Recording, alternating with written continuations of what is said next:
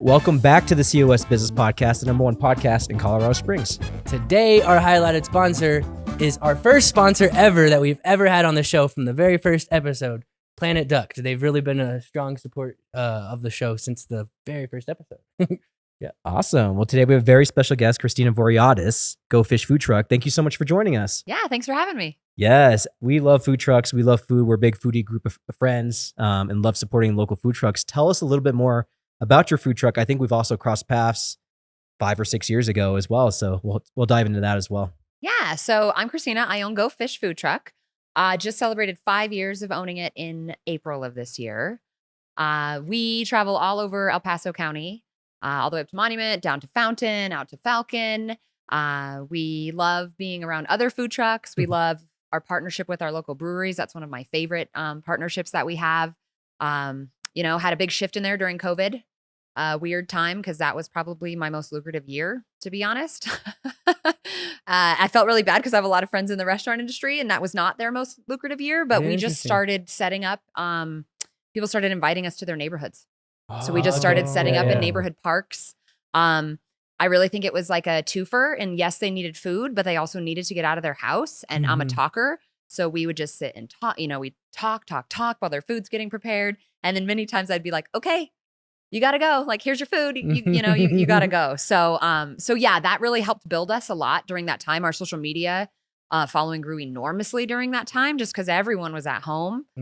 Working during that time was kind of eerie almost, because it was like I'd go to work and I wouldn't see a single car on my whole way in. Wow. Like it was a weird time, but now we're back. We lost a lot of things during that time, like corporate buildings. We did a lot of corporate lunches leading up to COVID. And then those really only bounced back probably like last year, really. It took a good couple years for those to 2.5 years for those to bounce back because everyone was on that like hybrid model of at home and at the office. And now finally everyone's getting back to work. So lunches, that's where you can usually find us during the day. Today we were at my favorite spot for lunch, which is Food Truck Tuesdays downtown at the Pioneers Museum. Yeah. Okay. Fun fact, I've actually been at almost every Food Truck Tuesday since the inauguration of it. Previously, I worked for another food truck and I had to convince them that it was a good idea to do that. And it took me forever. And they were like, fine, just go do it. And so we did. And it was just two of us and we were just getting rocked because it was so busy. And we had 2 trucks at the time. And so they sent another person over that was like, but since the inauguration, when we had Mayor Southers, he came to the event. I have like some fun pictures with him. So that's been a really fun one and a really, really exciting one to come back after COVID. Because again, that one took a couple years off as well. And that's just a fun lunch because it's just business people today. A lot of people are off work this week because of the holiday. Yeah. So it was a lot of like families and kids and picnics, and the Pioneers Museum, the grounds, Alamo Park is just stunning. Yeah. And the museum's getting ready to open again too in a couple weeks. Yeah, we're gonna go. We're gonna be at they're doing like a kickoff party on July 13th. We'll be at that too. Is that a Tuesday? No, it's a Saturday. Oh, okay, nice. So we get, I don't know, any opportunity I can be on those grounds. I love it. We were just at Pride a couple weeks ago there. That was a really fun event too. It's a good spot, right? Because you have the courthouse there, a lot of through traffic. It's kind of that weird little space in between a lot of the restaurants is where the courthouse is. Definitely. When we did, we had our studio downtown until 6 months ago. So we're pretty affluent of walking downtown. Okay. And we used to do like a daily walk, and we'd walk down there and see all the food trucks. And it was just like, it was hopping. It was awesome.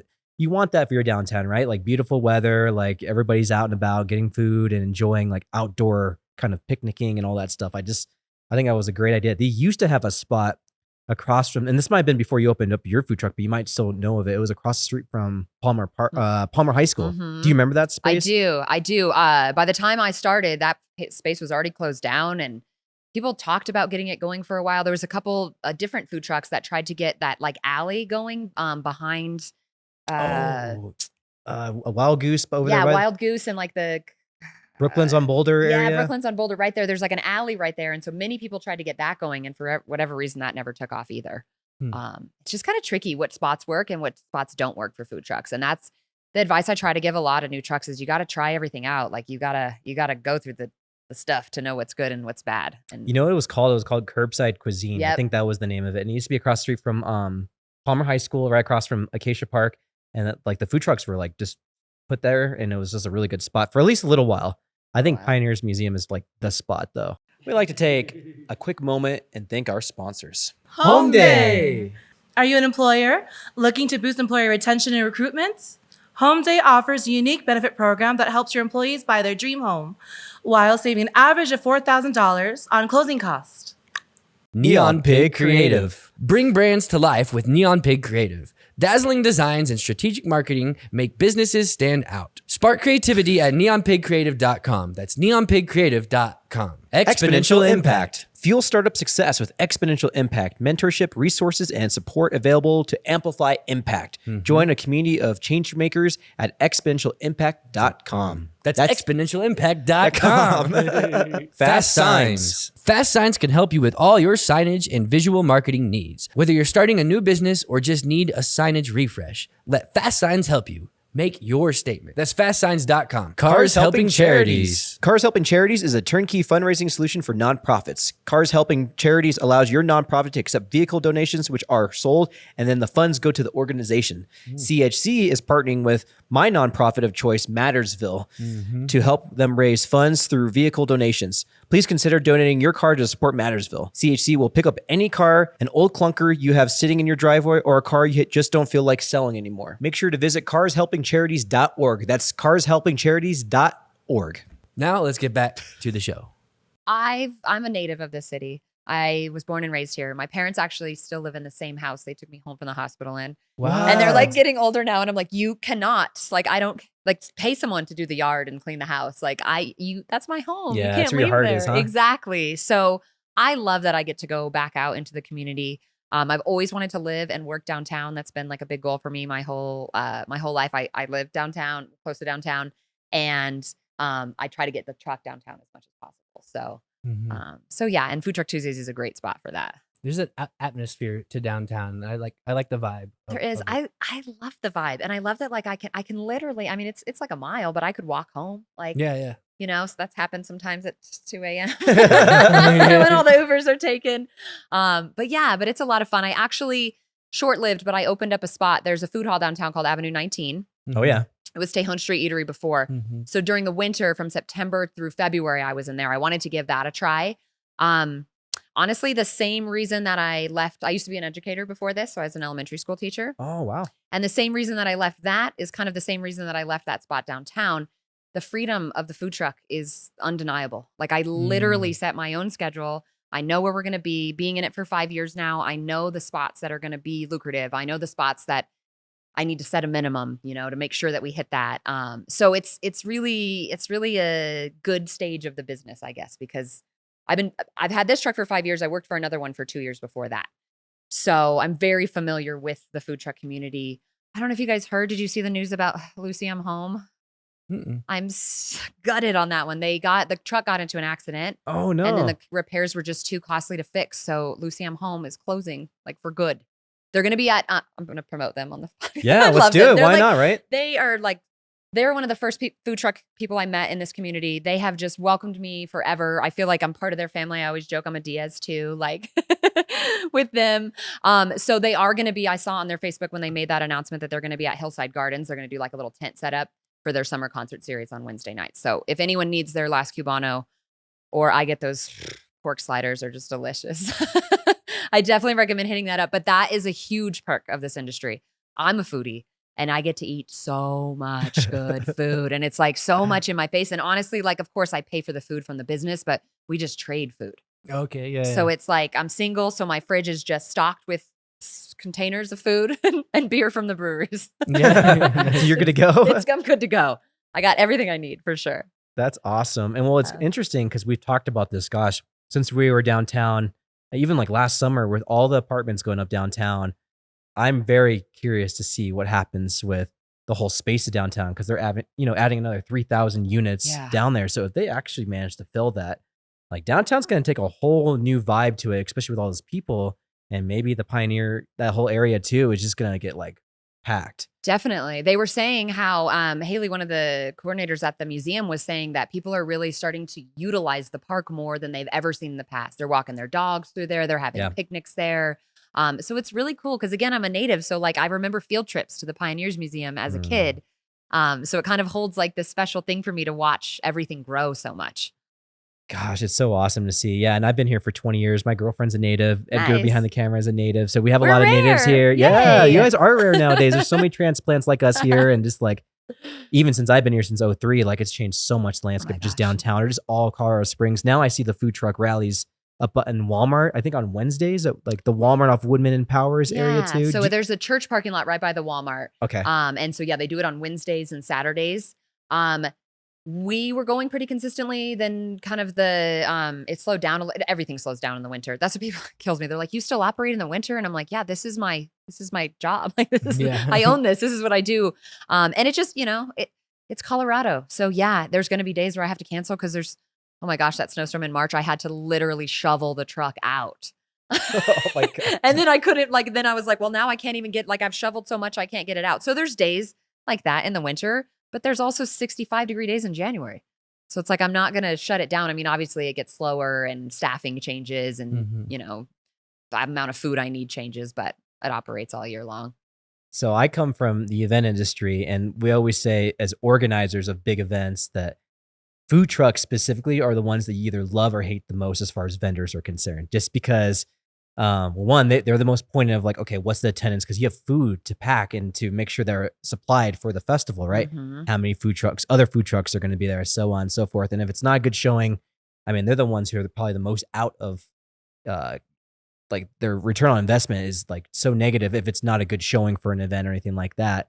And so I've gotten really close to a lot of food trucks in and around Colorado Springs, including like Shortstop Burgers. They have their own course. Classic. Yeah, Ted Ted. Vong with that. I mean, I love so many food trucks here, and like it's just a really cool industry. But like, talk a little bit more about that, like the business of like food truck. One, like posting up at your normal spots, but two, like events, because events you're banking on a lot, right? Because someone's saying, "Hey, I'm gonna have tens of thousands of people at this event," and then not many people show up. Like you lose a ton of money, right? Or you under supply and then it's a blowout and then you sell out and then what are you going to do? So talk a little bit more about that. For sure. That's a tricky part of this. And I get real tight with money because a lot of event coordinators just are initially like, yeah, it's 30% of your sales. And I'm like, do you not understand like profit margins in the restaurant industry? Because if I give you 30%, then I'm just out here working for free. Yeah. And I can't really do that. Being a seafood truck, my food cost is much higher than normal trucks too. And so I have to take all that into consideration. Being a former educator, I really try to educate event coordinators in this realm because I'm like, okay, I just need you to take into account, like, this is the base that it costs me to run in an hour.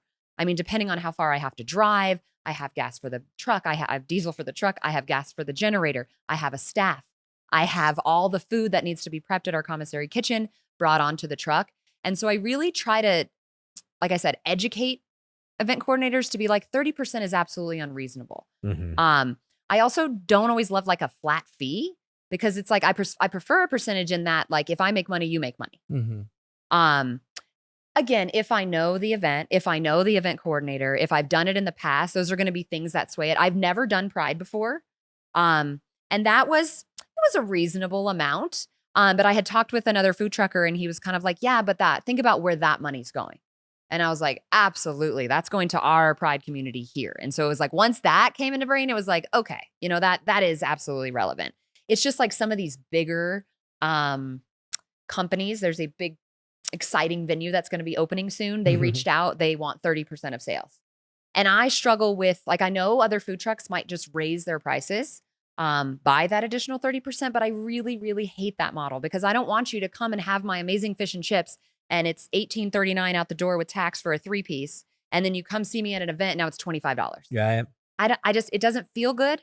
I really am in this business because I love people and I love food. So I'm always trying to make sure that those things are at the forefront of what I'm doing. And so I have to question that a lot in events. I honestly don't do a ton of events just for that reason. Yeah. I feel like a lot of event coordinators give me the chance to explain myself and why, 30% isn't going to work.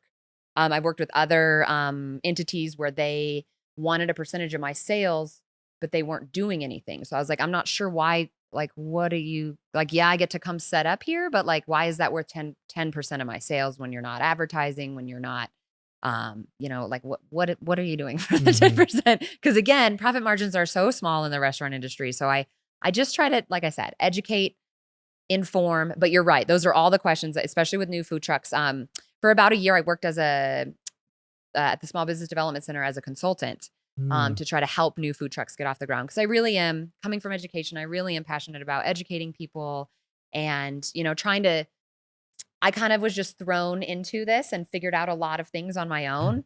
Hence, I was mentioning earlier how Mariemi and I worked on this roadmap to starting a food truck. It's at like cosopenforbiz.com.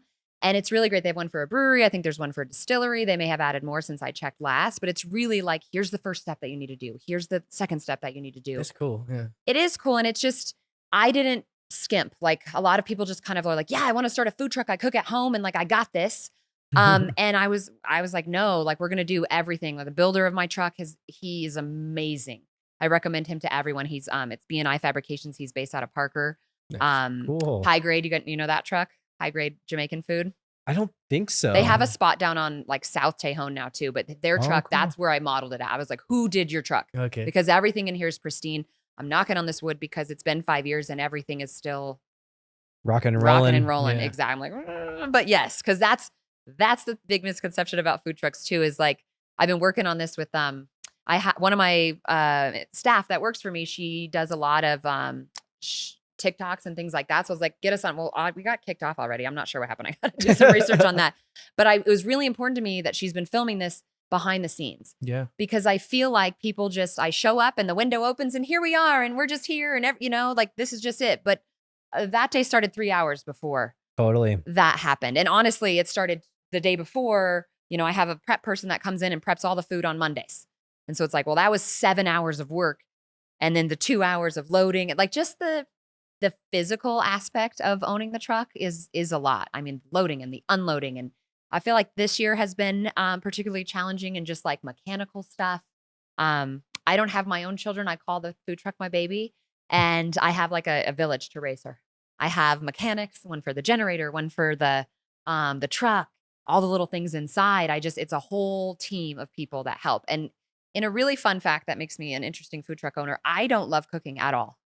That's funny. Really? That is not a passion that I have. Yeah. I started this food truck with my former business partner 5 years ago, and he came from the restaurant industry back of house. Okay. I came with some experience in the restaurant industry, front of house, and then all my education experience. And so he did all that. And so when he left, like that was my first thing. I was like, I'm going to hire people. Like that's my biggest recommendation if you're going to get into business is hire people that have opposite skill sets as you. Yeah. Because my cooks are amazing. They're amazing at cooking. They're amazing at cleaning. They're amazing at keeping everything running smoothly, reminding me like, hey, we got to do this. We got to change the oil. this needs to happen this week, and just keeping me in line. And so I think that's the biggest thing too, as a food truck owner, like you can't do this all by yourself. I know a few of these food truck friends that are just like, it seems like everything themselves, all the marketing, all the cooking, all the cleaning, all the driving. Like that's just another piece of it too. Like I spend so much time driving in the food truck and there's no air conditioning in there. Like it's hot. Like I'll show up to events and I'm just like, oh my, I need a minute before we can turn all the equipment on. For sure. Because then it gets hotter, right? It gets hotter, yeah. Yeah. So I'm working on this video that I'm hoping to debut sometime before the end of summer of just like, hey, here's all the things. Like she's got like a sped up, video of it because it's just like, I got to get the truck. I got to take it to the kitchen. I got to load it. I got to, wrap, we have a whole fish battering station. Everything gets made to order. So our wait time isn't long. Like I like a single ticket is like 4 to 5 minutes, out the window. But sometimes like once we're backed up, then it takes a little bit longer, but it's all made fresh. My favorite question too is like, oh, fish in Colorado. I'm like, my own mother was questioning me on this for a while. And I was like, yeah, look, I did my market research. I saw what was out there. And the only other truck that was operating in our city serving seafood is Chef Bob's Lobster Trap, which is fantastic. Oh, wow. And, we're buddies. So I went to him and I was like, hey, here's what I'm thinking. I'm absolutely not serving lobster. We will have just kind of a respect thing because we shared a kitchen for a while too when I first started. And he's just a fantastic human. And I just wanted to make sure there is this, it's called On the Hook. Have you guys heard of this truck? So they're interesting because they are like a big corporation. So they have like 15 trucks in like 10 different states. Oh, wow. And the owner, his dad is a commercial fisherman in Alaska. So they have like a direct source pipeline. Yeah. So we often get confused for them. I just try to remind people that I'm a native and I'm here 5 days a week. Yeah. This truck you'll see like once or twice. And I just saw that they're going to rebrand and their colors are not going to, it's yellow and blue and I don't mess with yellow. So Were they blue? Did yeah, they look, their truck was it was very similar. And they were first, that happened, but our logos are different, but just looking at it and not paying attention and things like that. And, market research, I tried them out in the beginning too. And they run a good operation there too. They have a lot more money. Yeah, I bet they do. Is that how you want to take your business? I'm kind of at a weird like crossroads with it because I always thought, I think a lot of food truckers think that the restaurant is the next step. Mm-hmm. And like I said, I just doesn't wasn't, sound like it for you. No, I just wasn't happy. It was just like, I lost all my freedom. I got someone else telling me the hours I have to be open. Honestly, it wasn't very lucrative for me. I think that spot's doing better now. Like more people know about it. It's not even Avenue 19. I think it's that location. It's odd in the fact that that's like seems like it would be a really great location. But I noticed with the thing before it, it just every time it was just dead, and it's just like something wasn't happening. It could have been COVID too. I don't know. It's a weird view from the street. That's what I was thinking too. People would come in and they'd be like, my favorite story is it's like midnight one night. These drunk girls come in and they're just like, "Is this a bowling alley?" Oh yeah, because it's just like a long corridor, that part right there, and it's like all the food places are right there, and then at the very end it's the bar. So if you're downtown on the weekend or like looking for a drink, it's like you don't even know that there's a bar there. The street appeal, it's confusing. Essentially, what you're saying. It's very confusing, and it took a long time to get I'm big on the marketing side of things, and like I like things done right away, and like and it just took a long time to get the signage and the things out there. But I'm very grateful for that opportunity because I met some really, really great people that I call really dear friends now. I learned a lot.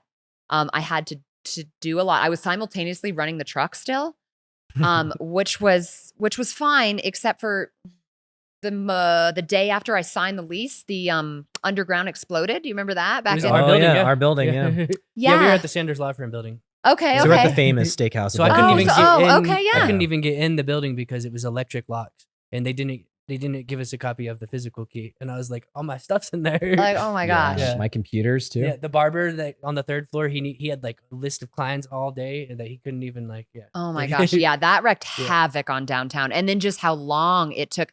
I became best friends with Colorado Springs Utilities there. Because every day I'd be out there and I'm like, hey guys, how are we doing today? Yeah. How much longer do you think we have? Because that happened. And so my initial plan was just to pull the food truck in the back here, that alley between the parking garage. Right. And then I couldn't get into it. So I'm like loading and unloading the truck from like more than a football field away.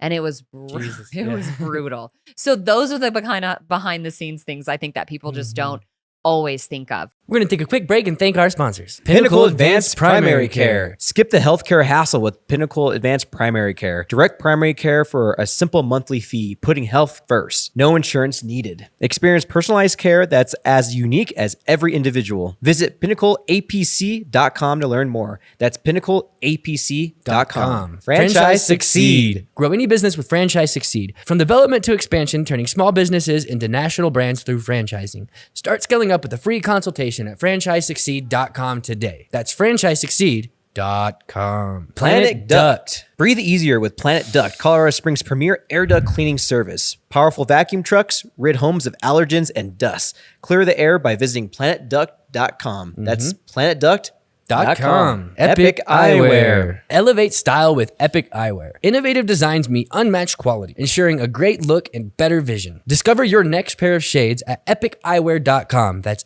epiceyewear.com, spelled EPOCH eyewear.com. And we're running a special discount right now, Andrew. It's COSBP 15 for 15% off your 15% off your freaking order at epiceyewear.com. We're wearing the sunglasses right now. If you're listening on the audio, definitely check out the video so you can see and check out how epic they are. EPOCH eyewear.com. Eyewear.com.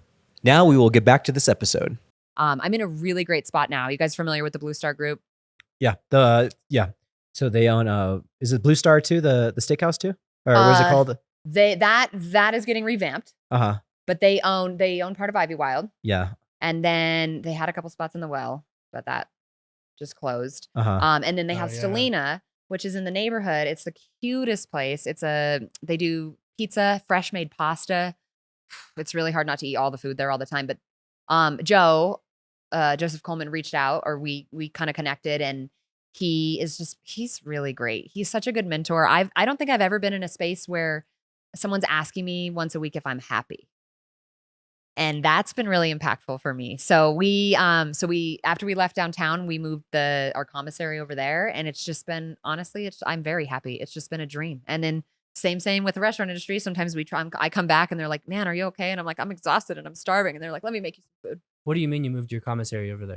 So in order to operate a food truck, you have to have a commissary kitchen per the health department. Oh yeah. Unless you are self-contained. But to be self-contained, you have to have a mop sink, which is a rare thing to just have in a food truck and space-wise. Mhm. So you have to have a kitchen that you store your food at, that you get your deliveries to, if you do deliveries, that you prepare your food.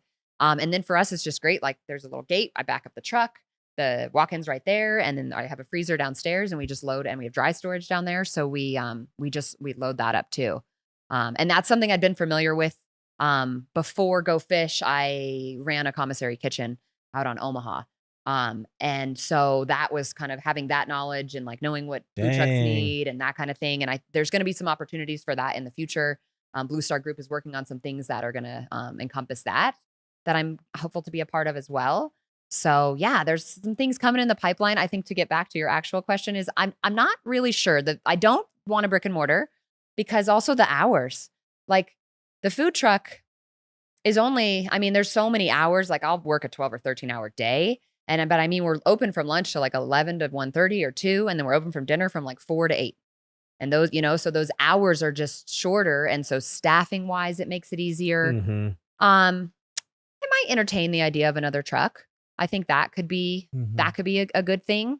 Yeah, I kind of like how the other company, what was it? On the Hook. On the Hook, they probably don't even have a physical location. They just went straight for the. I think they probably just have like a giant comp. Like I think they have because all their sauces are like prepackaged, so that's like a separate kitchen situation, like a commissary situation. So yeah, I think they just do that, and then they just pay people to go traveling for a week to all the different places. Oh, yeah, maybe franchise it out or something like. Yeah, I don't know how they do it, but maybe that's how they do it. But yeah. Yeah, no, I'm kind of curious, and I think that could be like a logical next step. Like I said, my former business partner left at the beginning of last year, so last year was like my year of like figuring everything out, because he was the cook, and so he did all the prep and all the stuff. And I learned that what he was doing takes 3 other people to do. Well, wow, really? So he was doing 3 jobs. Yeah. And that's why he left, because he burnt out. Business owners do that. They take on too many jobs, and like you said, they have to leave. Exactly. And so last year was kind of like my figure it out and like battle back and let me get recalibrated year. And then this year is kind of like my comeback year. I feel like let's get it. Like I've set an expectation with my team that's like, hey, we're just gonna crush every number from last year. Like every single month, we gotta at least beat it. I'd like to crush it. And besides January and February, because of being in the downtown spot, every other month since we moved back to the truck full time, it has been like that. And it's been really good. And like I said, I'm blessed with this really great team. It's not intentional, but it's all women, and that's just really working out very well for me right now. Not to be sexist, but we just communicate all the, like, there's just constant communication. I love that, like, I've built this team that, like, we all just really enjoy each other. Like, we'll go out sometimes after work. I know 2 of them are like looking for a place together now. Like, nice. So I love people. Like, that is the whole reason that I'm in this. I love food. Food is my love language. Like, my mom is an incredible cook, and my father is Greek and my mom is from Louisiana. So I get this sweet, interesting. this sweet mix. My dad is like, he's former Air Force, hence why we're here. And he did logistics. So his brain and my siblings' brains were all very logistical. So like all that planning and thinking. And so that's another behind the scenes thing with the food truck, is that I think people think that, like, oh, we just show up wherever. No, you never just show up wherever. It's strategic. And like, I plan all of that out. Like, I plan months ahead. I know the good spots. I'm really big on communication. So like, I'm always like a week in advance. I'm like, hey, just want to confirm we're going to be there next Wednesday. You're expecting this many people. Here's, all the details, so that I don't show up and it's like, wait, what's happening? I like to be in tune with all that. So my dad is that. My mom is an incredible cook. Like I said, she's from Louisiana. So there's a lot of Louisiana good food in there, but then she learned how to cook all the Greek food, because my grandfather was so upset that my dad didn't marry a Greek that he refused to come to the wedding. Oh wow. Yeah, and like it took like a good couple years for my sister to be born and all that before he was like, oh. And then my mom is she's just, you can't not love her. So I'm like, good luck with that. So she's a great cook, and every night in my childhood we had family dinner. You could go out, you could go play, do whatever you wanted to do, but every night you had family dinner. So that is a big thing for me, that like that's how I feel loved and that's how I express love. Again, I can cook. It's just like at this stage of life, it's just me, and I don't cook that often for just myself, and I have a fridge full of containers, to-go containers from other food trucks. But I love that I get to express that to other people, and I have a huge following. Like I have so many regulars. And it's a whole relationship thing. Like I know their names, I know their order, I know where I'm going to see them. I know it's been 2 weeks. When are you coming by? That kind of thing. And so the food is good, and that's obviously what's going to bring people in. But I'm a huge believer in it's the relationships and the, just the genuine love of people that keeps them coming back. And I knew that. And then when my partner left, I was like, oh my gosh, like things are going to be so different and they're going to notice. And they were like, no, like you're the face of the business. Like I'm the one in the window. And that's why it works. Cause like my cooks, they don't really want to interact with people. I don't really want to cook. Yeah. I'll interact with the people all day, every day. So yeah. So I'm in a really good spot right now. If we were to do a brand video, like a story, like that would be a huge aspect of it. Like your parents and the food and like going to dinner, like that. Speaking of marketing, like that would be a good marketing angle for your business, I think, because people like to attach those real stories. They want to see the real people behind the brand. So for sure. And that's like a big part of the mission, is like how it all got started was like, we love food, how it brings people together, how, like you bond over it. My former partner, he had the same kind of childhood where it was like every night you had dinner together. And I just thought that was normal until I became an adult, and people were like, what? And even in high school, my friends would just beg to come over for dinner. Cause it was like, there's a salad, there's a starch and a vegetable and a meat and dessert, like just every night. And I did, when you're a kid, you don't realize that all the time. I moved out at 18. I moved to California, and I literally gained 50 pounds in like 6 months because I was like, fast food or what? Fast food. I was like, we never had fast food as a kid. Like we'd take road trips to Louisiana, and I'd be like, yes, we're going to eat out. She'd be like, I packed sandwiches. There's like cooler full of everything. Exactly. So yeah, that's just a big piece for me. Like I said, my family, that's how we bond still.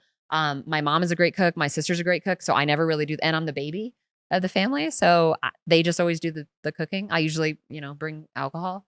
That's my role. Are you the only one who owns a food truck or any kind of food related? I am. industry? Yeah. My sister's an educator. So we kind of bonded over that. My brother's in finance. So yeah, it's a bit different. It was a bit of a shock for my parents, because I Don't cook. Yeah. I don't cook. And I have a bachelor's and 2 master's degrees, all in education based field. And then I literally, the second master's is in educational leadership. So That's awesome. I interviewed for 9 assistant principal jobs, and I came in second place for 7. And I was like, maybe this isn't meant to be. And so I taught for 1 last year, and I was like, yeah, no, I don't think this is meant to. And I feel like whenever you lose your passion for whatever you're doing, and especially something that involves such little people, you got to figure it out. That's and huge, I miss the little people though. Yeah. That part's hard for me. Yeah. Cause that was, I'm a lover of people, and little kids are some of the coolest people, Yeah. and they just love you unconditionally. I taught mostly second grade. So they Oh my gosh. There you go. They're probably so blunt too, right? Oh Little my kids at that gosh. age. They are. That's what I appreciate about them too. They'll be like, your dress is ugly today. And I'm like, oh, okay, well noted. Like, I know you're telling me the truth. Like no one told me that walking out the door this morning, but okay. I think it's kind of funny. We had Johnny Joy on, and he's similar in a way. He doesn't drink, but he owns the locomotive.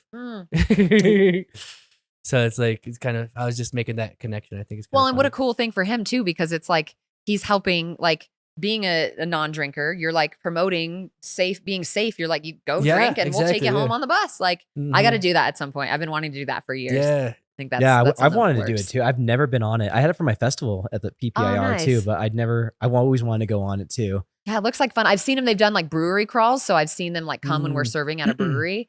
And I don't know, it just looks like fun. And they're like themed sometimes. I'm all for like a fun, give me a costume. I'm for it. So he's a big supporter of the community too, because he comes from like a bartending background too. So like he is big in just like supporting small business. So I think that's one of the other big pieces of Locomotive is like, yeah, he doesn't drink anymore, but he still loves like a lot of the bars and restaurants and food and all that. And so he wants to share that with folks who are, especially here in Colorado Springs, are mostly transplants, And so it's so cool to see him do that. And then of course he has Sobriety too, which is like his website for those who are seeking to be sober. So it's kind of funny because we had both like topics, I guess, on the episode, you know, like locomotive, and then we had Sobriety, you know, and he was kind of marrying the two, if you will, on the episode. So it was super cool. Did you watch that episode too? I haven't seen that one yet. I was watching a bunch last night, but I did not see that one yet. But yeah, it's just the restaurant community is really tight knit, and it's really cool. The way that people look out for each other, the way that like again, I'm kind of the face of the business, and I never really think about it like that. But then I'll just like go out and and growing up here and like having a other career, it's like I never go anywhere without seeing someone I know. I was on a date the other day, and like 6 different people came up and interrupted it, and he was like, "Are you famous? Like what?" what am I getting into? And I was like, no, I'm not famous. I don't know. People are here that I know. Did he know you had a food truck though? The date? Yeah, it was like a first date. So it was, I don't know, it was a little awkward anyways. But yeah, but that caught me off guard because I'll always go somewhere and see someone I know. But I don't know, I love that part too. Because again, like I love people, and I love it here. I'm a mountain girl, and I can't, like, people from the Midwest, I don't understand. It's like, what do you mean there's no mountains? How do you know which way is west? Yeah. Like I use the sun. My sister, she doesn't know which way is which. So right. Thankfully the cars now tell you most of the time. Yeah, but exactly. yeah, I can't imagine. In an ideal world, I'd like to snowbird. Like when I get older, I'd like to live somewhere warm for January through April. But I can't, like, this is home. Like, I can't ever imagine not being here. And I'm blessed because pretty much my entire family's here. My brother's in Denver, but other than that, my sister's in town. My mom and dad are still in that same house. Although they go to Greece every summer for 3 months. So wow. we're right in the middle. Yeah, we're right in the middle of that now. So, you have like family in Greece. Then. I do. Okay. Yeah. So my dad is Greek. And then his sister and my cousins and all the extended family still live over there. And then my parents in like 99, they bought a place near the beach. Oh. And so in Greece? In Greece. Oh. I know. It's a tough life I lead.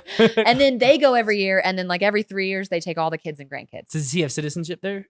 Yes. That was a whole story though, too, because he was born in New York City. And so he had it, and then he joined the military here. And when you join the military, you have to renounce other countries. Totally. And so he literally he's 76 years old, and he spent the last 5 years of his life getting that dual citizenship back. So it's been quite the process. But yeah, I think last summer was the first summer, because that's what he's worried about too. Like everyone's getting older. And so there's the rule of like if you're not a citizen, you can only go for 3 months, and then you have to leave and you can't come back for 3 months. So he was worried, something would happen with his sister or his brother-in-law or somebody. And so it was real important that he got that. So yeah. And then COVID ruined that because we were supposed to go in 2020. And then we finally got to go in 2022. And then half the family got COVID. Oh, while from we traveling? Were there. Oh, while you were there? While we were there. So we like had to split houses. It was like the non-COVID house and the COVID house. And my nieces are like, this sucks. And I'm like, there's a worse place to get COVID. Like you still get to go outside. You still get to go swim in the sea every day. Like it's going to be okay. But they couldn't taste everything, and that sucks because the food is so good. We were in Italy last summer, and it's like the beaches, Italy and Greece are just like stupid. They're like like every movie has usually a Greece or Italian type of beach or cliff or whatever it might be. It's just so, again, like you're talking about like eating there. Like Danielle and I were in Italy, and it's like a 4 or 5 hour ordeal there. It's not like in the US where you get in there, you get your food really quick, and then you pay and you get out. Like you could spot Americans from a mile away because they were like they were so anxious, and like the waiters like were just. That's such a good so point. Slow, and I think that's like ingrained in me too, because I'm a really slow eater. It drives my mom and my sister crazy, but like when it's my turn to do the dishes, like I'll wait for an hour. Like I'm like, I'm still drinking this beer. Like I'm still like enjoying my food. I'm still like, they're going to be there. They're not going to go anywhere. But you're so right, because you can spot Americans a mile away in other countries. What do you mean it's been half an hour? Like why am I still sitting here? Yeah. The only time I'm a slow eater is when I can't find a Netflix show. I'm just searching for it, and I want to eat while I'm watching the show. Oh, so you're like just dinner as a bachelor is what you're saying. Yeah. Yeah, true. Well, let's talk a little bit about the one, I want to talk about just the menu of Go Fish too. You talked a little bit briefly about it, because I want folks at home to know like your menu. Obviously you sell fish, but like let's talk about some of your items and entrees. So number one sellers definitely are fish and chips. We use wild caught Alaskan cod. Oh my gosh. Yes, it comes in frozen. That's the question I get all the time. I'm like, it comes from Alaska, but they only freeze it once. They have very sustainable fishing practices. So they either one of two things: they either catch it and keep it alive and then only kill it and freeze it one time, or they kill it right away and freeze it right away on the boat. So it's not like frozen multiple times. And then everything is hand battered to order on the truck. Oh my gosh. I'm a freak about the oil. Like I have a good friend who's in the restaurant industry, and she's like the queen of like, this oil tastes old. So I'm really, really particular on that. I also am very particular about, we have one fryer in the back that's only fries. Half of my family are vegetarians. And so I still like to, I mean, they're, you go out and of course your veggie burgers cooked on the same flat top as the meat, but I just try to keep that option so that if you are a vegetarian or vegan or like I try to always offer gluten-free entrees. People are really surprised by that. Someone was like, what do you mean? I'm like, yeah, instead of tacos, I can do it, flour, I can do it on corn. I can do it on a bed of lettuce like a salad. Like, again, that people thing and that being everyone getting to be able to eat is really important to me. I'm sorry, vegans, because the only thing I have is chips and pico. And that's not even on the menu. It's like a secret thing that if you're a vegan, ask me for it because I feel bad most that vegans I can't. know to do that. Like to ask. I've noticed that. And on the vegan note, so have you guys ever had the joint? No, The I don't think joint. so. Oh my gosh. Wait, have we? No. Isn't that a chiropractor? Yes, I was thinking too. I was like, chiropractor. It is a chiropractor, Yeah. but it's also a vegan spot. So I met Okay. Aaron, the owner, in Avenue 19. He's still down there. And I had no idea. Like I'm a carnivore through and through.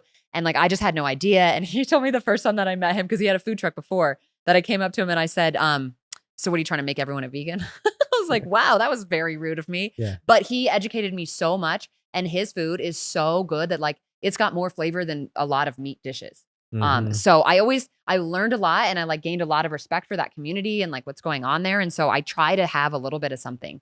So back to your initial question, fish and chips, #1 seller for sure. Ode to my mom. We have a shrimp po' boy on there, with a very spicy Cajun sauce. I can't touch it. I'm a wuss. So I always ask people in the window, like, are you good with spice? Because if I put that on there, it ruins the sandwich for me. But if you I like spice for sure. That's yeah. and I have this one customer, shout out Tiffany. She likes it so spicy that we keep Reaper, Carolina Oh, Reaper yeah. My on the gosh. truck. So like we're like shaking it on the shrimp and putting It's it a on gal her that sandwich. likes that too? Yeah, oh yeah. Wow, And that's it's like crazy. it's like not even hot enough for her. Because she's like, okay, give me that and then give me 3 of the spicy sauces, like all of it. So that's delicious. We have fish tacos. That's grilled cod. We have shrimp tacos. We do a shrimp and chips, so shrimp and fries. All of our sauces are homemade. So tartar sauce, we have a garlic aioli. Oh my We have the gosh. spicy Cajun. Our cocktails homemade as well. Or you guys have cocktails as well too. Yeah, I try to cover I'm a sauce girl. I'm a condiment girl. So I'm like, I gotta have I all like the sauces condiments. too. And everything just pairs really, really well.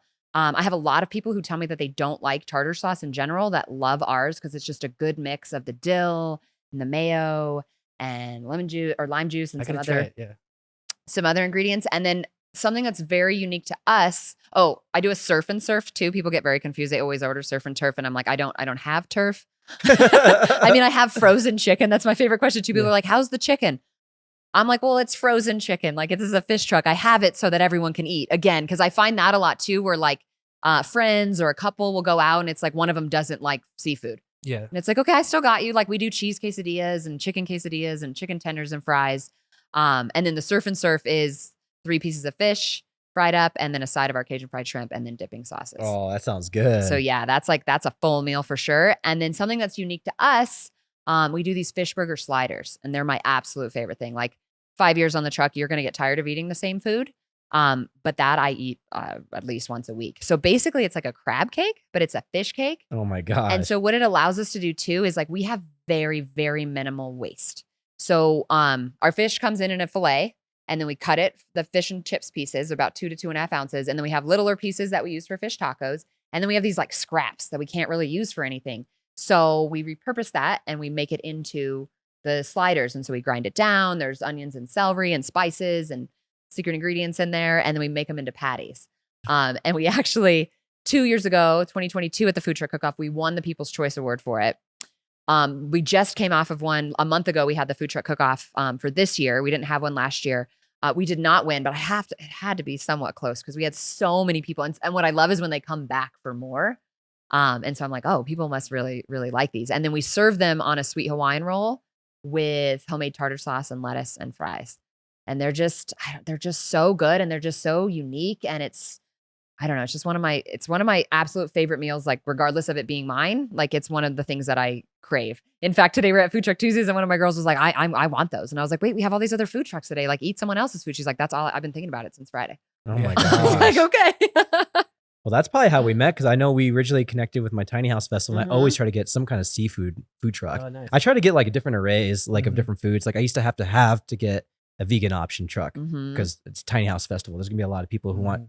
vegan there. A lot of hippies. Yeah, a lot of hippies that want the vegan stuff. But then see, I don't know what happened with our connection or I like don't know. what I don't felt. remember what happened. I mean, I definitely probably didn't get a seafood food truck then. I Probably would assume not. probably not. But like, it's interesting because there's only so many in Colorado Springs, right? There's probably at the very most 10, maybe at the very Seafood trucks? I think Yeah. it's really only Lobster Bob. Yeah, you said there's only 2, right? You Yeah, and Lobster Bob and myself. I know there's like I think it's like Rob's Seafood and Soul Food. So there maybe we could call it like 5. Okay, Like 5 trucks that have seafood as their main menu Okay. item. that's awesome. I know there's like a Dr. Taco does like really good shrimp tacos, I've heard. So like there'll be some items, but like devoted to seafood only, I would literally say like 3 or 4. Okay, And that's why I chose this. Again, my mom was Yeah, like, what are you smart. doing? But I was like, I've done my research and I want to be different, especially when you go to these food truck rallies. Yeah. I'm really big on those 2 things. So being unique, like this is something that, you're not going to walk down this strip of food trucks and find another one that's serving fish and chips. And I try to tell this to new food trucks too, like your branding and how you appear matters. I didn't really like, I didn't spare too much expense on the initial, like I got the best equipment. I made sure I hired one of the best builders. The wrap, we went with Creative Consortium and EIS and they wrapped it for us. they're Like my favorite too. and it's Yeah. 5 years later, like they do amazing work. Like I know not everyone has all the money in the beginning, but if you do, like I highly recommend, like, cause now I don't have to, I mean, there's little parts of it that are peeling off in certain spots, but it's like, it's Mhm. it's over 5 years old now and it still looks incredible. And you're a moving billboard. I try to keep that in mind when I'm driving it. Yeah. But yeah, I mean, it's just, and that part's so important. And that part is what's going to make you stand out to 20 trucks at a food truck rally. Well, Exactly. it's like, well, this one's really pretty. Did you Like, I'm look a at the little other biased. ones and try to create a brand that stood out? I intentionally? did. Yeah. My former partner and I designed our own logo, like on it's one of my favorite stories on like a bar coaster. Nice. It's We a good were- square. Yeah, it's a good yeah. We worked that out. And then we just went back and forth with Creative Consortium and EIS on like getting the design right. The Mhm. truck, I mean, I'm obviously biased, but she's pretty. Like it's blue. I mean, blue's my color. It's like just blues everywhere. There's a big wave on it. It's like there shouldn't be any confusion, especially with the name Go Fish about what you're coming into. Yeah. Right. Yeah, so Creative Consortium EIS, they did our sign for my marketing company Recon. I mean, they've done our t-shirts for our festival. They were like our big person for a lot of things for a long time. And they did so many different things. Like you're talking about your wrap and like, I think they were doing like a van conversion when I first went there like 6 years ago. I'm like, these guys are like do so much. I think they since then have kind of narrowed down their services because I don't think they do t-shirts or anything Not but they did anymore. it at such a high yeah. level. I was like, this is the best t-shirt print I've ever had. And so that's why I always used them. But they're incredible. And like, that's a good shout out. I really do It is. like them a lot. They do amazing work. And they just, like I said, I mean, over 5 years later, and it still looks incredible. Like, and again, it wasn't the cheapest, but I like see trucks that just like, it's just like a white trailer. Mhm. And I'm like, it's Oh, just yeah. so confusing. Like, what are you doing to bring people in? Like maybe your food is absolutely phenomenal, but how Could be, yeah. do people know that? And I feel like Presentation is people, important. yeah. And I feel like people just, because 95%, I'm sure, of food truck owners are like, the food is everything. And as it should be, Mhm. like it should be an important part. But that when I started the business with my former partner, we, again, opposite skill sets. He was like, all the marketing, all the talking to people, all Yeah. that. I don't want anything to do with that. And I was like, great. I love that part. Cooking, I don't want anything to do with that. And then again, he did a lot of like, it's a lot of physical work that I just don't think that people think about all the time, like loading and unloading. And, like I'll get an order from Shamrock that has 25 cases in it. And then I got to move, 50-pound bags of flour and, Mhm. 30, the fish comes in 45 pounds and it's frozen. So it's like 60 pounds. So I'm grateful to that. I'm in the best shape I've ever been in my entire life. Nice. I don't have to go to the gym every day because it's like the truck is the gym. And So you're on your feet too. and I am. Yeah. So I love it because I pretty much eat whatever I want. But you work out like all day. Yeah, every day. exactly. The whole, and these days it's just, I was saying when I first walked in, today was beautiful. think we're going to have a beautiful week. But how we started summer with over 100-degree temperatures right out the gates in June was just a lot. And I have an abundant amount of energy, and I don't drink caffeine. So my That's whole crazy. right, my whole staff No is like, they're caffeine. all younger, and they're all just like, what? Like, how do you have? But these last few weeks, like, it's been kicking my butt. It's been draining you. It's with the been sun? drained. The sun and just the heat and just sweating all day, every day. It gets a lot. And so I try to take that into account when setting my staff schedules, when setting the food truck schedule. There was one day a couple of weeks ago where I just like went back to Stolina, my kitchen, and just sat in the walk-in for like a good 25 minutes. I was Really? like, Oh, I just need to I need to decompress. I need to just be cool for a little bit. So yeah, there's definitely like harder parts of food trucking that I just don't think people always talk about. And then it's just multifaceted. Like I said, like if you're doing this by yourself, you got to be good at so many things, like the food. Like I talk about the food and the marketing and the scheduling and the communications and the networking and like, owning your own business. Like you could work 24/7.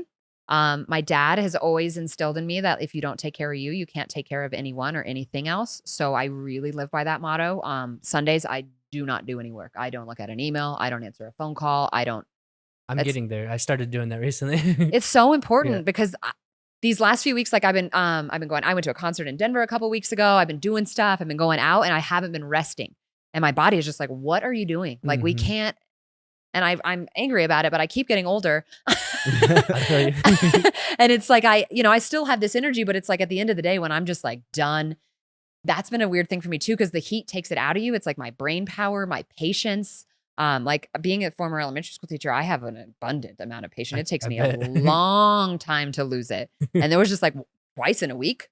And I was like, what is going on? And it's just all the It's a good things. sign to know. It's good on you for noticing those. For signs, sure. yeah. I really am in tune with my body and myself and like where I'm at and what I'm feeling. And the other things about the food truck is like, there's so many moving pieces. So Totally. the truck, like the truck breaks It's down literally moving. sometimes. It's literally moving. The truck breaks down sometimes. My generator decided to crap out on me Memorial Day weekend. I was like, oh, right before summer, we're going to do this. But again, I have like one of the most amazing, it's one of my best friends. He's the and mechanic. He's the mechanic. Yeah. Nice. I call him brother husband actually, because he's best friends with one of my girlfriends. And he just comes, he like fixes things at my house. He fixes things on the truck, and it needed a whole new motherboard. So it was like this whole thing that he had to put in, but he was Memorial Day weekend. And I'm like, what other mechanic am I going to find that's going to be working on Memorial Day weekend so that I can be starting my summer off the right way? So yeah. again, back to the, like, it takes a village. I really believe that the energy that you put out comes back to you. And so I think that I'm a good person. So I think that a lot of, I just I believe that too. attract a lot of good, people in my life mostly. Sometimes bad people are attracted to really good people though too, because they Yeah. latch onto that kind of personality. So Yeah, it's- that's a lesson I've been learning in dating, but yes. it is such Yeah. a hustle, just like everything that you're talking about. Like I know because of my festival, like how the food trucks would get there 6-7 hours before the festival to prep everything before the festival, and then the festival takes off, and sometimes they run out of food and they have to have different. Like some of them had like other trailers for like spare food and like running Mhm. back and forth during the festival, and like me having to let them back in the gate. And like, as far as anything besides like what I'm probably doing, like the food trucks, I mean, they're keeping up as far as the hustle is concerned. And it's insane. And you're so right when you're talking about the marketing piece. Cause like, what do you do? Like, especially at our tiny house festival when we get on breaks or whatever, like you have 10 food trucks to choose from. I mean, the visual, you called it curbside appeal earlier, right? The street view, it's so true, right? You're like, okay, that looks really cool. It was the Asian last one that stood out to me. Really? It was like an Asian food truck. And It's why pretty cool. did it stand You out don't to see you? that much, and it just was something that was interesting, unique, different, separate from the other I love the ones. colors and like And the colors yeah. too. Yeah. Ooh, Yeah. I haven't done that in a long time. Yeah, so I think you're so right, especially like the curbside appeal, just like the friendly atmosphere, who's all like stacked up there, who's, especially when you're with other food trucks, right? And it's just a very, like, I have so much respect for your guys' industry, because it is like you're running a truck. You have to get the truck to a place. You have to have the food there. You have to prep the food. You got to have the staff. Like, and it's just, as far as any vendors I've ever had at a festival, I think I'm probably the closest to the food truck vendors. And and especially here in the Springs, we have a really good community of food trucks We here really in the do. Springs. I remember Ted from Shortstop, which he's like a icon in the community just in Yeah. general. that like my grandfather was one of his first customers ever because my grandfather moved here in 84. I'm pretty sure Shortstop opened up in 84 too. And so like whenever we would, like my grandpa used to come to my festival and just, he couldn't really help out. He was already older, but he would just come and support me. And so Ted would like bring him his food and like he'd give my whole family free food. And we had like, I'm Hispanic. There was like 20 of us. So like he'd just give us all free food. I just like, dude, thank you so much for that. But he was just, that's type of person that he is. And he's at all the Air Force games, all that he's instilled in this community. But like beyond that, like all the other food trucks that I met, Holly with, was it? Kettle corn. Cowgirl lemonade and kettle corn or whatever. I mean, there's so many good food trucks here in the community. Can you speak to that as well? Yeah, we really have an awesome food truck community and we really do a lot to support each other. We have like, Facebook groups or chats where it's like everyone's in there. So it's like, hey, can you cover this? Or I need a mechanic for this. And so it's like everyone is there. Holly from Cowgirl Kettle Corn has been instrumental in this food truck community. She was the one who initially organized the rally That's right. on the Woodman. She does her and Bree from Soulsage, they unfortunately just moved to unfortunately for us, just moved to Canyon City. Yeah. But they kind of came in and took over the food truck cook-off. We used to work more with the BBB and the SBDC, and then COVID happened, and then it kind of changed hands, and they just do an amazing job running it. I have that like leadership ability, but I also know my limits. And so like I wanted to get more involved and host rallies and do all these things. And it was like, I can't do all the things. And even Holly, like that's kind of why like someone else has taken over that Woodman rally now because she's, got some family stuff going on. She wants to be able, to not be working all the time. Yeah. As an entrepreneur and a business owner, that is a very, very difficult thing to separate, I really enjoy my life. So I don't want to just work I don't want to just work all the time. So I really budget time for my personal life. I know that if I don't do fun things, then I'm not a fun person and then I'm not going to have fun at work. And so I've said that for years with the food truck is like, it's fun here. Like I have, my main cook has been with me for like a year and a half now. In the restaurant industry, it's strange to keep people for a long time, and then I just get people that come in and help during the summer. But yeah, the food truck community is just great. And we just, again, with everyone's food is so great. We just trade food, we trade contacts, we trade, let me fill in here. And the food truck rallies is what really kind of started all of that. I'm sure you guys know about Roll Up. Oh yeah. I went to college with him. You did with Bryce? Yeah. He was one of my close friends in college. Yeah. We need to get him on the show too. You definitely need Bryce. I mean, I would love to hear what's inside that guy's head. Cause he is just like from the moment I met him and they started, I was like, this guy is going to be super successful. Like I just felt it on him right away. And then I kind of mommed him in the beginning too, where I was like, hey, are you taking breaks? Are you doing this? And I remember he was like, one day he was like, I'm taking a trip to Vegas, Christina. And I was like, good job, right? But it's just cool to watch that, like that whole come up. And now I'm super excited because I love a good beer with food. And so now I can have a beer when I go down there too, because they just got all that. And they got their kitchen in there now. We got to go there, man. Have you been there?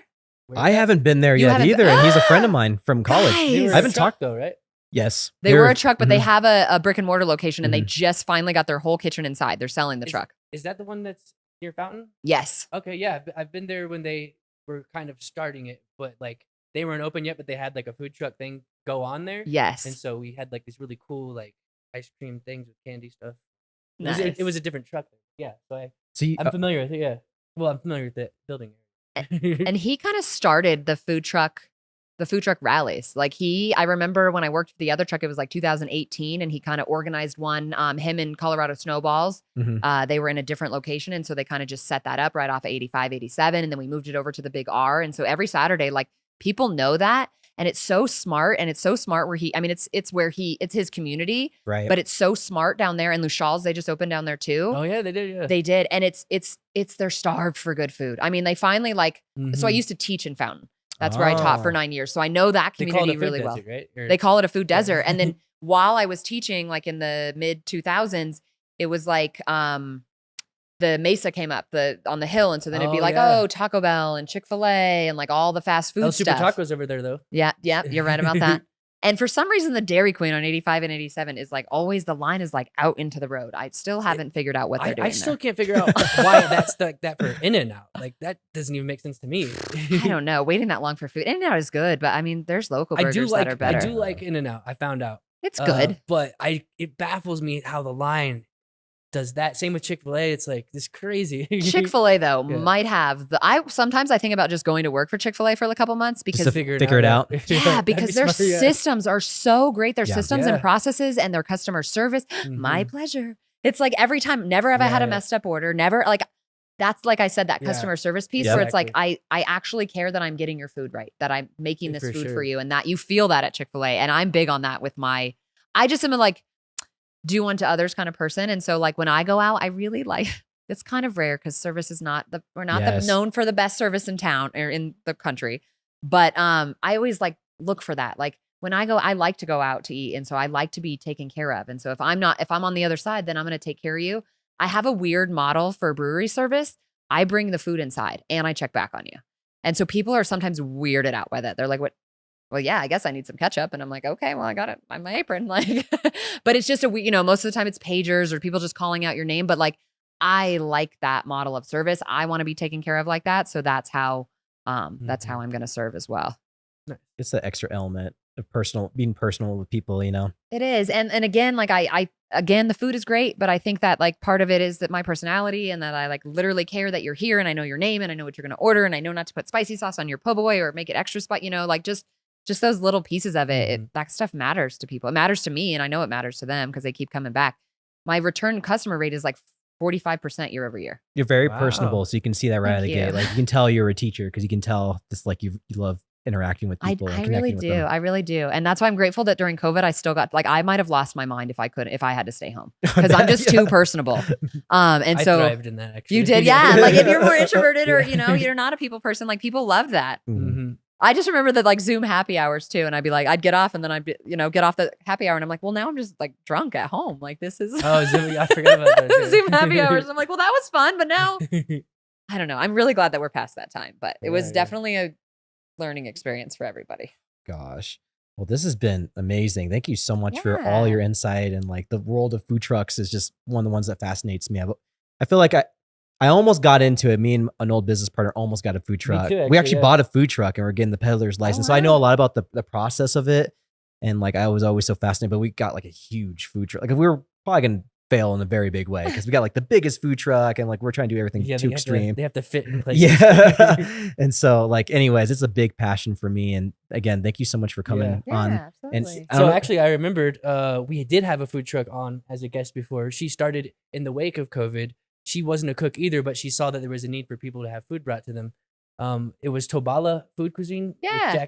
With Jasper Axelrad. Yeah. Yeah. So she Oh, was actually, really? I didn't know That's that. actually why she was on. She was like, she was a dentist, or she's probably still is a dentist. I think she was still practicing, but like, she just felt there is this need because she loves people as well too.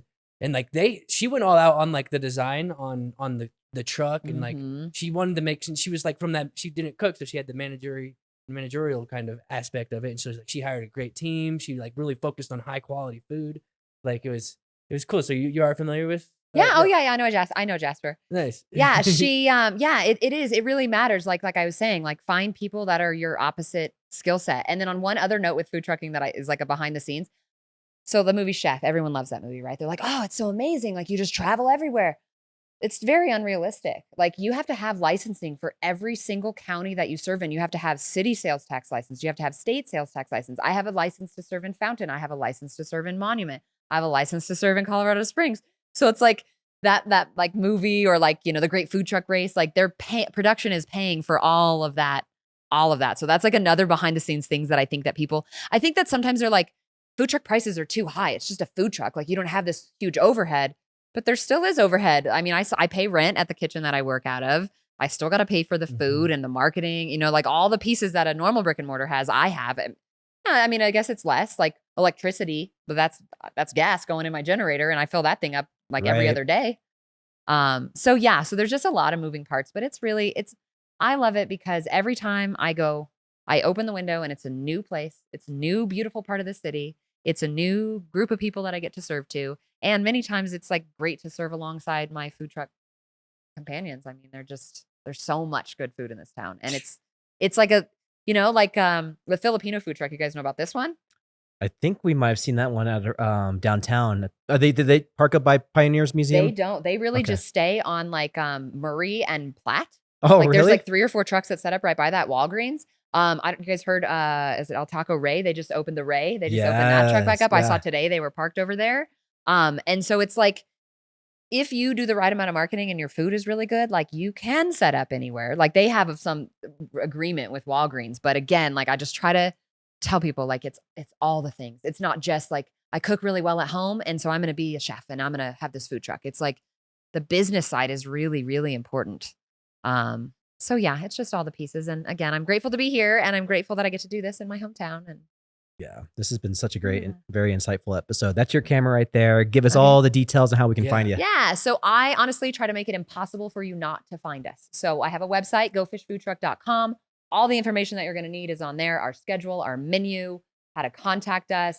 I have video clips, all the publicity that we've done. Social media, I'm on that as well. Instagram is GoFishFT. Facebook is GoFishFoodTruck. I post our schedule every Monday on our website and social media. So you can find us. I usually post every single day about what location we're going to be at. So if you want some great fish and chips, shrimp po' boy, our unique fish burger sliders, and fish or shrimp tacos, check us out online. Literally put Go Fish Food Truck in Google. It comes up pretty quick right away. What So are yeah. some spots that you're always in? You got the Tuesday thing. Yeah, Food Friday? Truck Tuesday. Every other Tuesday we're there. Friday nights I rotate breweries. So I have Goat Patch Brewing, one of my Nice. favorite places. Like I'll like to drink their beer is amazing. I'll go there on my days off. So first and third Fridays we're there. Second and fourth Fridays we go out to Black Forest Brewing. Nice, yeah. First Wednesday of the month we go back to my to Fountain, which I just love that community. Again, being a former teacher, it's weird now because my students are like drinking age, and I'm like, what are you? Oh, yeah. Why are you here? And they're like, I'm 22. And I'm like, that's weird. You were 7 like 3 days ago. Yeah. So Peaks and Pines Brewery in Fountain the first Wednesday. Second and fourth Saturdays, we're at Urban Animal, who is opening a new location downtown, which is going to be great. cool. We're getting it at Westfax. They just they got a little setback, but they're going to open here soon on the west side. So we'll be there. I don't have a set schedule there just yet. And then corporate lunches. In the summertime, we do a ton of concerts. This 4th of July, we're going to be in Banning Lewis Ranch. They throw a big party out there, bounce houses, face painting, fireworks, music, food trucks, all the goodies. So yeah, those are some of the regular spots. But like I said, check us out online. And if you can't find us, I don't know what's wrong. Maybe you don't have the internet. You're not watching this. And you're not watching this. Yeah, exactly. I think we're gonna go to Banning Lewis Ranch like every year for 4th of July. So Perfect. where in Banning Lewis Ranch is it? So the it's resort? it's at the water park. It's like 8833 Vista del Pico Boulevard. And they have pickleball courts. They have a whole stage set up. And then they have the pool. And there's like a little rec center, I think, over there. So yeah, and it's just a beautiful spot. There's a big old park. Kids can play. And we've been there for a couple years for 4th of July, and it's been fun. So when you go on Dublin, do you go left or right? I think you go right towards the resort? Dublin and like Vista del Mark Pico. Shuffle. Close. Oh. Yeah. I think you're right. Oh yeah, so Dublin, yeah, take a left onto go east on Dublin and then Uh-huh. take a left on Vista del Pico and you'll Okay. run into it. Okay, so we've been there every year, so that's good. Yeah. Yeah, so that'll be a fun event. And then yeah, we try to get, like I said, I don't do a ton of events, but Pride was really fun this year. Definitely going to do that again. And yeah, we're kind of all over. You'll see me driving on the highway a lot. Like I said, spend a lot of time driving in the truck, but it's a lot It's of not fun. here right now, is it? It's not. No, I literally just took it back before I came here. Okay, I was about to take a picture. Yeah. Well, thanks for having me, guys. This has been a lot of fun. Yeah. I love my hometown and love being a part of the business community here too. So Most definitely. Thank you so much for coming on. We'll definitely have to come and check out. definitely come Yeah. see us. We'll probably come by one of these days, or maybe 4th of July in a couple Yeah, days. in a That sounds couple like days. we don't have any actual permanent plans, so maybe we do that again. Perfect. So. And then you're downtown for work, right? So on a Tuesday, come. Well, yeah, I actually am sometimes. But yeah, we moved out of that office. Oh, you did? Oh, Yeah. after the. This is our office now. But Okay, I okay. actually for my job now, I do have an office downtown. Again, Okay. so it's Nice. just there. Yeah, I and just they never go rotate to- trucks. So we go every other week for Food Truck Tuesdays, but Okay. every week has an amazing lineup. So Heck wherever yeah. you go, you're not going to be Yeah. sad. I know I wanted to do the Pioneers Museum, so excited for Yeah. that opening up because I haven't been yet and it's been closed. And I was like, so that's how I knew like opening in a couple weeks too. As Yeah. well. July 13th, they Yeah, reopen. and you'll be there, right? Yeah, we'll be there for opening. Yeah. Okay. Sweet. Yeah, this has been great having you on. Thank you for having me. Yeah. You ready to wrap it? Yes. Thank you so much for coming on, Christina. We really had a great time with you, and we'll see you guys on the next one.